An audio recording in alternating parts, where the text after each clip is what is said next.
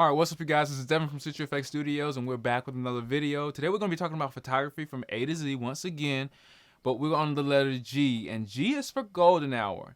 Now, golden hour is also synonymous with the magic hour of photography or golden hour of photography. These two terminologies are exactly the same. They're synonymous, but let's get right into what it means. Daylight hour is the hour after sunrise and before sunset. So it's just an hour span of time. Now, this hour is when the sun is a little bit lower in the sky and it's softer and it's redder and it gives you these amazing tones. That's what golden hour is. Now, that might not have been the most Webster dictionary, but you get what I'm saying. It's the hour after sunrise and the hour before sunset. At this time, the sun is literally 6 degrees above us, and it gives us this immaculate type of light, this immaculate color of light and light quality.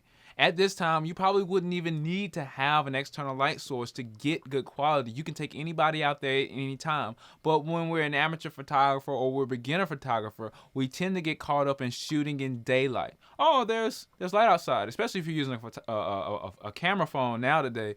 You see light, so you see a better image, you see more detail out of the image. So you see lights, just go out there. It could be high noon, it could be 12 o'clock, it could be any time of day, but when you go out there, you're getting bad lighting. You have to go out there at a certain time of day to get the best lighting. And sometimes when it's overcast, you don't get the cloud coverage and the light, the reds and the oranges like you want. You get more of a darker look. You have to go out there and study what's going to happen at what time in your location at what season, because at different times of the season, the sun comes down at different times. So you have to study all that before you go outside and shoot and try to capture daylight hour or twilight hours. Now, when we're talking about golden hour of photography, we're talking about a window of time. And this window of time is not something most people capture. Usually they're either in the house during this time, right when the sun's about to go down, or they're either not awake or in the house getting ready for work when the sun comes up. So at these windows of time, you're usually out doing something, driving, something like that. So we don't see this quality of light or use it in our images on a daily basis. We usually use that bright sunlight high in the sky because that's when it's warmest outside. Usually it's not the ideal temperature at golden hour. It's not what you want. It's starting to get cold because it's getting dark, or it's not so warm because it's just the sun is just waking up. So when you get to that golden hour, you have to be diligent and study the weather. You have to study when the sun comes around, at what time of season it comes around and it goes down. It's not just you going out and shooting it. I love golden hour because when I first started taking portraits and stuff like that, I would be on the college campus and I would be using golden hour for pretty much all of my images. And then when people start to understand the benefits of golden hour, they start to take all these sunrise and sunset images and using the opposite, which is twilight hour. Don't get that confused, but it's the hour that is opposite of the hours that I told you.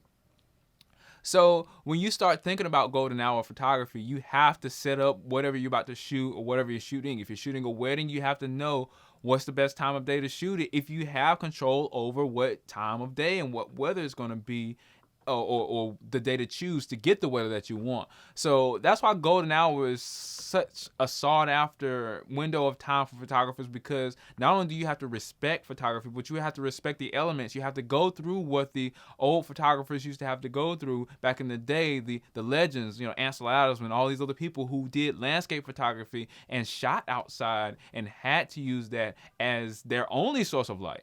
So when you shoot at the golden hour or magic hour of photography, you're showing respect to the actual photographic process. And that's why a lot of people like to keep this term going. And that's why I think golden hour photography has become more popularized, because it respects photography. You have to go out there. You have to do at least something.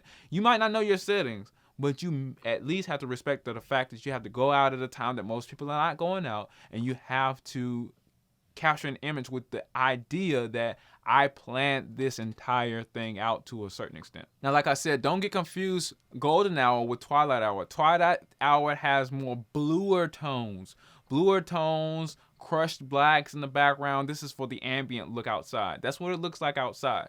Now, usually when you're shooting outside, if I'm shooting landscapes, I never go out there at a time where it's bright sunlight, dull clouds, nothing out there, because you have no control over the ambience outside. So golden hour will be perfect for you if you're a landscape photographer, especially even portrait photographers. You can take pretty much a picture of anything at golden hour and it will look gorgeous. You can take a picture of a building at golden hour and it will look gorgeous. A picture of a person, it will look gorgeous because the light quality, the ambient look, and especially if you get a good cloud coverage and the sun is just being enveloped by the clouds at that right at the point, it looks amazing, guys. But if you ever have a camera, or if you ever think about furthering your DSLR from just the amateur stuff, to get the best pictures out of outside, go ahead and shoot at the golden hour. Look up times there's probably an app for it, but look up times that your golden hour happens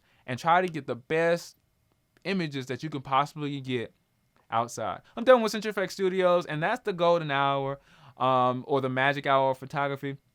Not to be confused with twilight hour, which is a little bit different, but the same concept. Keep shooting your cameras and see if you can get some good images at golden hour.